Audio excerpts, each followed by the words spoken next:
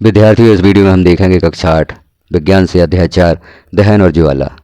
इस अध्याय के अभ्यास में जितने भी प्रश्न दिए गए हैं सभी प्रश्नों के उत्तर सरल और सहज रूप में हम देखेंगे।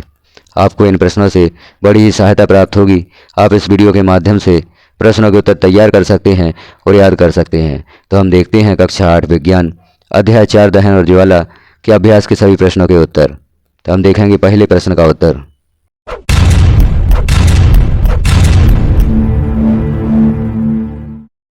पहला प्रश्न है, दहन की परिस्थितियों की सूची बनाइए। इसका उत्तर होगा, दहन की निम्नलिखित 3 परिस्थितियां हैं: ईंधन की उपस्थिति, ऑक्सीजन की उपस्थिति और ज्वलन ताप की प्राप्ति।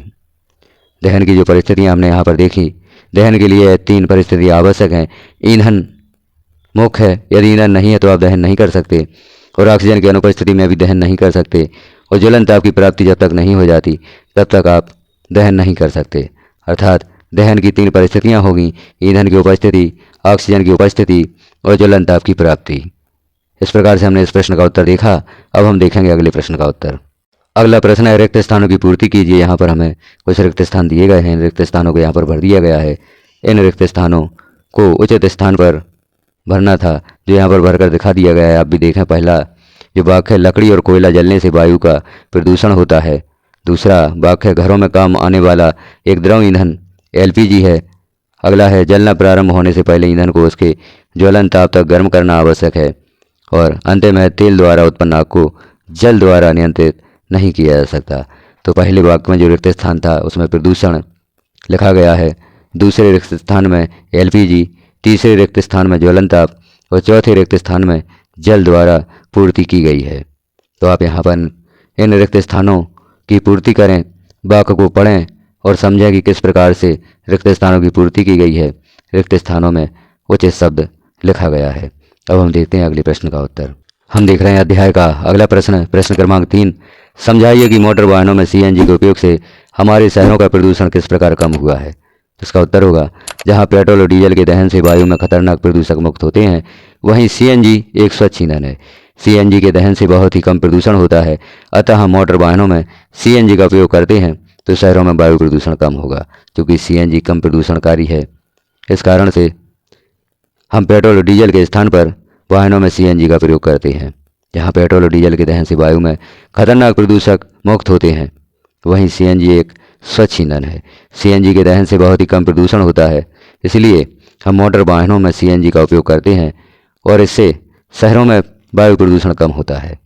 इस प्रकार से इस प्रश्न का उत्तर पूरा होता है। हम देखेंगे अगला प्रश्न। अध्याय का अगला प्रश्न है, ईंधन के रूप में एलपीजी और लकड़ी की तुलना कीजिए।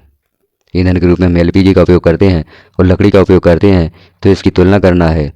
इसका उत्तर होगा, ईंधन के रूप में एलपीजी और लकड़ी की तुलना निम्न प्रकार से की जा सकती है। तो कैसे की जा सकती है, इसके लिए हम एक सारणी बना लेते हैं और उस सारणी में ईंधन के रूप में एलपीजी और लकड़ी की तुलना करके देखते हैं। तो इस प्रकार से आप एक सारणी बना लें, जहाँ पर एक तरफ लिखें एलपीजी और दूसरी तरफ लकड़ी, और फिर हम तुलना करके देखते हैं। तो एलपीजी का ज्वलन ताप कम होता है, जबकि लकड़ी का ज्वलन ताप अधिक होता है।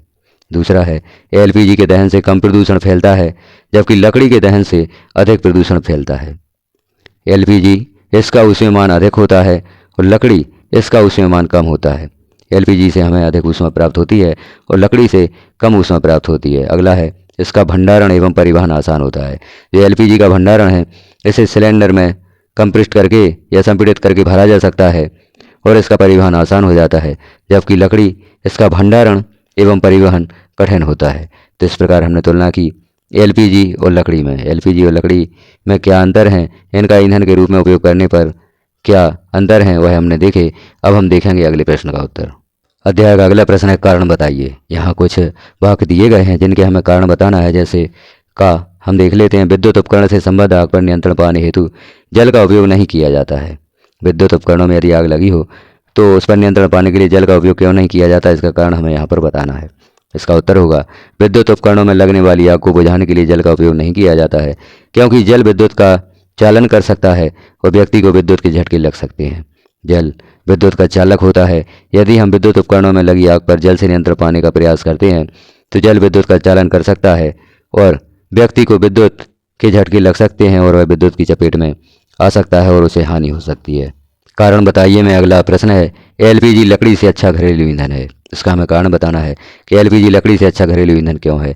इसका उत्तर होगा, एलपीजी के दहन से धुआं उत्पन्न नहीं होता है, जबकि लकड़ी जलने पर धुआं छोड़ता है। लकड़ी की तुलना में एलपीजी का ऊष्मामान अधिक होता है। इस कारण से एलपीजी लकड़ी से अच्छा घरेलू ईंधन है। साथ ही एलपीजी का भंडारण आसान होता है, इसलिए एलपीजी लकड़ी से अच्छा घरेलू ईंधन है। तो यहाँ हमने देखा एलपीजी लकड़ी से अच्छा घरेलू ईंधन क्यों है, क्योंकि एलपीजी का भंडारण भी आसान होता है, एलपीजी कम प्रदूषणकारी होता है। और एलपीजी का हमने यहाँ पर देखा था कि एलपीजी के दहन से धुआं उत्पन्न नहीं होता है, जबकि लकड़ी जलने पर धुआं छोड़ता है, जिससे कि वायु प्रदूषण भी अधिक होता है। तो इस प्रकार से इस प्रश्न का उत्तर हमने देखा। अब हम देखते हैं कारण बताइए में अगला प्रश्न। हमें अगला कारण बताना है, कागज़ स्वयं सरलता से आग पकड़ लेता है, जबकि एल्यूमिनियम पाइप के चारों ओर लपेटा गया कागज़ का टुकड़ा आग नहीं पकड़ता है। ऐसा क्यों होता है? इसका उत्तर हम देखते हैं। किसी ईंधन पदार्थ तब आग पकड़ता है जब उसका तापमान ज्वलन ताप के बराबर हो जाता है। अर्थात कोई ईंधन पदार्थ, जो भी हमारे पास ईंधन है, वह आग तब पकड़ता है जब उसका तापमान ज्वलन ताप के बराबर हो जाता है। कागज़ का ज्वलन ताप बहुत ही कम होता है, जिसके कारण यह आसानी से आग पकड़ लेता है। परंतु एल्यूमिनियम पाइप के चारों ओर लपेटा गया कागज़, उसको मिली ऊष्मा एल्यूमिनियम अवशोषित कर लेता है। जो एल्यूमिनियम पाइप के चारों ओर कागज़ लपेटा गया है, उसको जो ऊष्मा मिलती है उसे एल्यूमिनियम अवशोषित कर लेता है। इस कारण से कागज़ का तापमान उसके ज्वलन ताप तक नहीं पहुंच पाता है, इसलिए एल्यूमिनियम पाइप के चारों ओर लपेटा गया कागज़ का टुकड़ा आग नहीं पकड़ता है। इस प्रकार से इस प्रश्न का उत्तर हमने देखा। अब हम देखेंगे अगले प्रश्न का उत्तर। अगला प्रश्न है, मोमबत्ती की ज्वाला का चिन्ह चित्र बनाइए। तो यहाँ मोमबत्ती की ज्वाला का चिन्ह चित्र बनाना है। तो यहाँ पर जो चित्र बना हुआ है, इस प्रकार से आप चित्र बनाएंगे और उसका नामकरण भी आप करेंगे। तो नीचे हम देख रहे हैं मोमबत्ती बनी हुई है। अब यहाँ जो बीच में काला देख रहे हैं हम, काला चिन्ह, यह बिना जली मोमबत्ती का सबसे आंतरिक क्षेत्र है जो काला है। और अब ऊपर से हम देखें, ऊपर पूर्ण दहन का बाह्य क्षेत्र जो नीला होता है और उसके नीचे आंशिक दहन वाला मध्य भाग जो पीला होता है। और दूसरी साइड में हम देखते हैं, लेफ्ट साइड में सबसे गर्म भाग यह पूर्ण दहन का बाह्य क्षेत्र है। बीच वाला भाग कम गर्म होता है और सबसे अंदर जो भाग होता है वह सबसे कम गर्म होता है।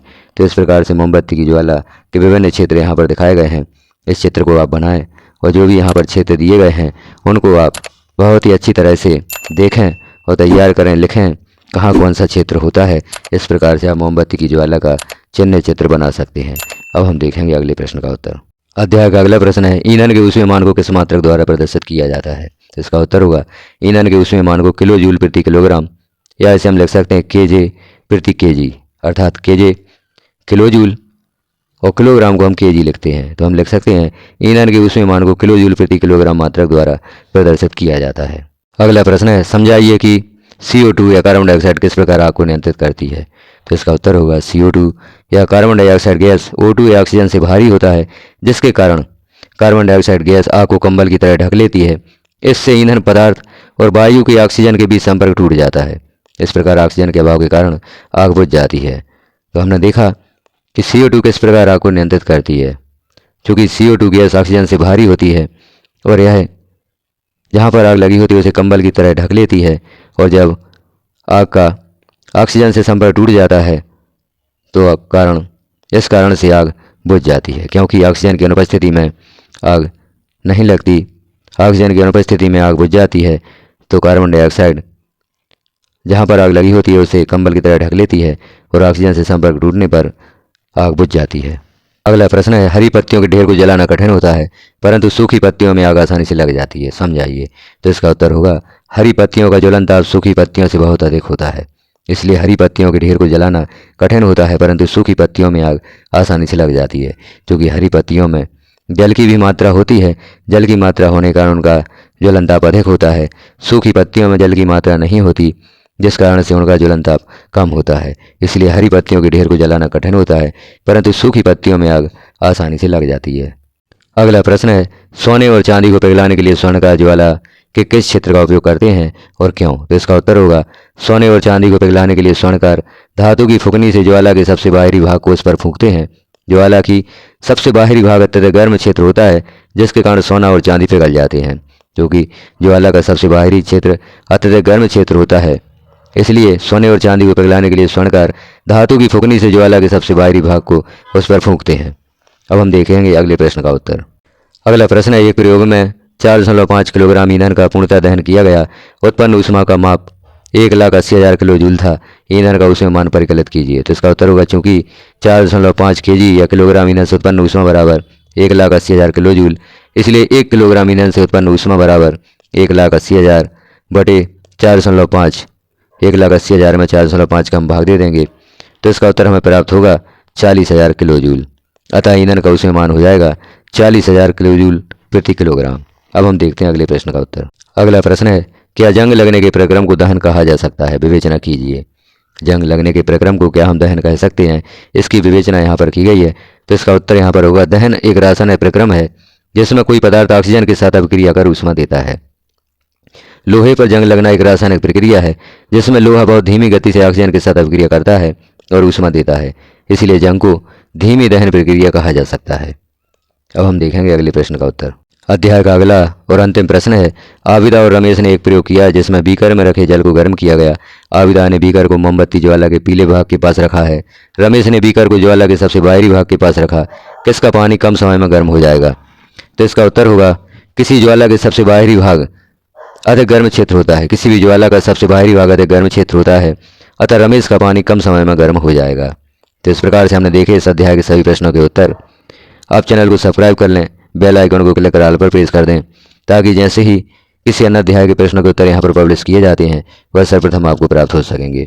चैनल को सब्सक्राइब कर चैनल पर विजिट अवश्य करें, ताकि आप अपनी कक्षा से संबंधित, विज्ञान विषय से संबंधित सभी प्रश्नों के उत्तर प्राप्त कर सकें। यदि प्रश्न के उत्तर अच्छे लगें, जानकारी अच्छी लगी, तो एक कमेंट अवश्य करें। और आपके कमेंट से ही हमें जानकारी मिलती है कि हमारे द्वारा पब्लिश किए जा रहे वीडियो आपको कैसे लग रहे हैं। पुनः अनुरोध है, चैनल को सब्सक्राइब अवश्य कर लें, बेल आइकन को क्लिक कर पर प्रेस कर दें, ताकि सभी जानकारी आपको नोटिफिकेशन के रूप में प्राप्त हो सकें। वीडियो को लास्ट तक देखने के लिए आपका धन्यवाद।